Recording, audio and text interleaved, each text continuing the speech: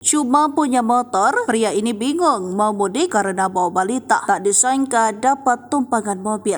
Mudik dan menjalankan lebaran di kampung halaman menjadi waktu terbaik untuk berkumpul dengan keluarga besar. Berbagai cara dilakukan seseorang agar bisa mudik. Seperti yang dilakukan oleh pria ini, dia meminta bantuan kepada warganet untuk menumpangi dirinya dan keluarganya saat mudik. Bukan tanpa sebab pria ini memiliki anak yang masih bayi sehingga tidak berani jika mudik menaiki motor. Pasalnya pria tersebut hanya memiliki motor sebagai kendaraannya. Adapun kisah tersebut viral usai dibagikan oleh pemilik akun @masdika94. Sang pemilik akun awalnya iseng-iseng unggah video soal rencananya mudik ke Semarang, Jawa Tengah. Sayangnya dia hanya punya sepeda motor tapi harus membonceng istri dan anaknya yang masih bayi. Dia berharap ada orang yang sudi mobilnya ditumpangi keluarga kecilnya ke Semarang. Sang pemilik akun bahkan rela jadi sopir selama perjalanan asal bisa mudik. Dia juga mengungkapkan cuma minta diantar sampai Ungaran saja, selebihnya dia akan naik angkutan umum. Usaha pemilik akun meminta tumpangan ternyata membuahkan hasil. Salah satu akun yang merasa kasihan dengan keluarga tersebut memberikan komentarnya. Dia pun menawarkan diri kepada pemilik akun untuk berangkat bersama hingga ke Semarang. Singkat cerita, tawaran itu disambut baik oleh pemilik akun. Tampak dalam video, pemilik akun merekam momen orang yang memberikan tumpangan memasukkan barang-barang ke dalam mobil. Pemilik akun pun terdengar mengucapkan banyak terima kasih kepada akun Paus Darat 01